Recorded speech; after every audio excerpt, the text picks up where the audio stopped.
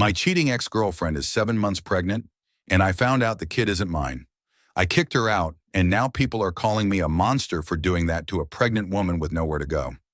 To be honest, I can't believe I'm even in this situation. We had just moved across the country, both in our 30s looking for a fresh start. I had been offered a well-paying job in a city with a lower cost of living, a place that had a good reputation for raising families. It was exactly what we needed, or so I thought. She was 7 months pregnant at the time, and I was still trying to wrap my head around it all. She had told me a few months ago that we were expecting, and initially it was a shock. We had been careful, or so I thought. After the shock wore off, I was genuinely thrilled. I had just finished paying off my house, our finances were stable, and my career was looking promising. Everything seemed to be lining up perfectly for our future, especially with a baby on the way. But over the past few weeks, things started to change.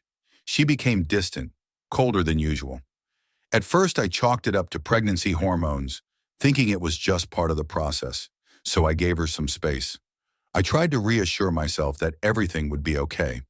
But then, one morning at breakfast, she was quieter than usual. She barely touched her food, and when I looked at her, she was avoiding my gaze. I asked her if something was wrong, but she snapped back at me saying, "I don't owe you answers to everything." Her words hurt, but I didn't press it because I was already late for work. The rest of the day was uneventful, but when noon came around, I received a message from her. She asked if I could come home early because she needed to talk. She insisted that whatever it was couldn't wait until later. That alone made my stomach twist. This wasn't like the woman I had moved across the country with, and the knot in my stomach only grew tighter as I rushed home. I wrapped up my work quickly, picked up some sandwiches on the way to make the conversation a little easier, and rushed home. When I arrived, she was sitting on the couch, looking like she had been crying. Her eyes were red and swollen, and I didn't even have time to put the food down before she dropped the bombshell. While I had been working late, putting in 14-hour shifts at the lab, she had been seeing someone else. She met him during a night out with work friends, and not only did they sleep together once, but several times over a few weeks. Her excuse: I wasn't around enough. I was always tired from work, and she needed someone to give her attention. She told me the guy used ultra-thin condoms, and she didn't realize the truth until afterward. The timeline matched with her pregnancy, and that's when the sickening realization hit me. This child might not even be mine. My heart dropped. My excitement about becoming a father turned to disgust, betrayal, and rage all at once. Without thinking, I grabbed the sandwich I had brought her and threw it in the trash. I couldn't even look at her. I didn't want to be around her anymore. I grabbed my things, walked out the door, and drove to a friend's place. I couldn't stop replaying what she had just said in my head. I couldn't shake the feeling of betrayal, and I certainly couldn't shake the fact that I might not be the father. The next morning, I demanded a prenatal paternity test. She protested, calling it cruel and unnecessary, but eventually she agreed. I scheduled the test for the following week and stayed with my friend in the meantime. I needed to distance myself from the mess that was my life. The day of the test, we went to the clinic in absolute silence. She was crying the whole way there, apologizing for what she had done, but I couldn't feel any sympathy for her.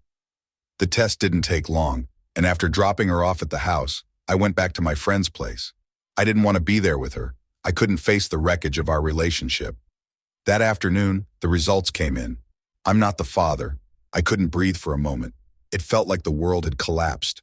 I drove back to our house not knowing how I was supposed to even look at her again.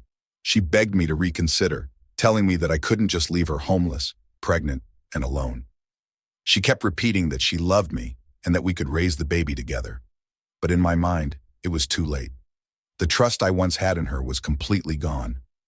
I went to the car and parked in an empty field, just sitting there, trying to make sense of everything. I called my boss and explained the situation, and he offered his support, telling me to take all the time I needed. But I wasn't sure what to do with all this time. Hours passed, and I just sat there numb. Eventually, I switched my phone back on to a flood of missed calls. Her family, my friends, they were all calling, asking if I was okay. But I couldn't talk to anyone. I didn't want to face the reality of what had happened. My friend urged me to come over, but I just couldn't go back home, not with everything I had lost.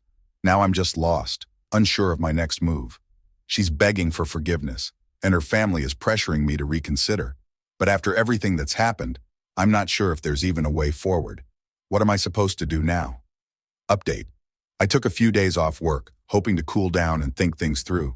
But every second away from the house made me angrier. The betrayal, the lies. It was like everything we had built together was mocking me. And then her family started calling nonstop, begging me to forgive her.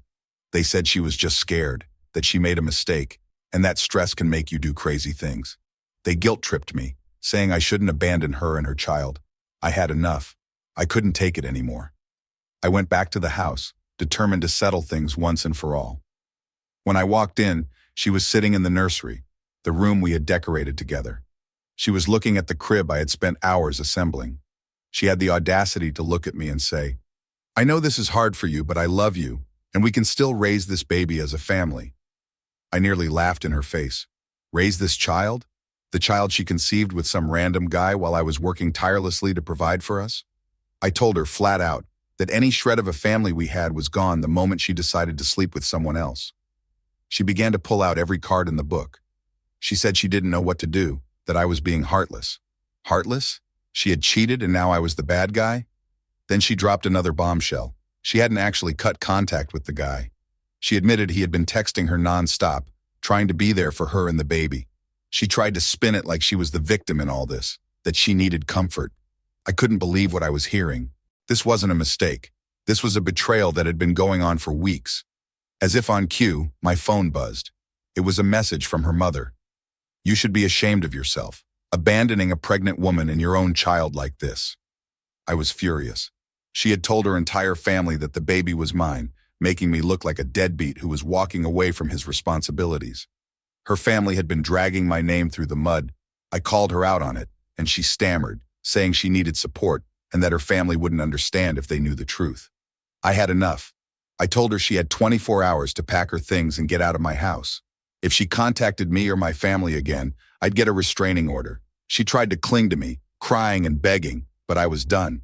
As of now, she's out.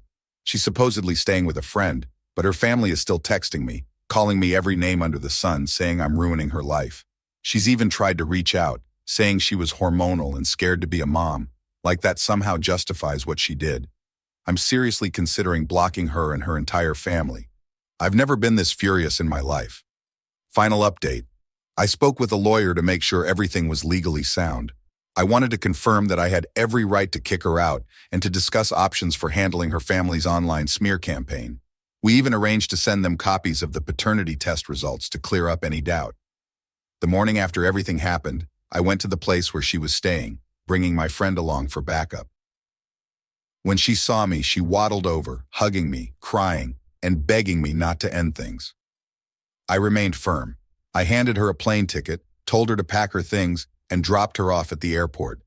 Her family is called to apologize and beg me to reconsider. I declined. For now, I'm just focusing on work, trying to move forward. Thanks for all the support and messages.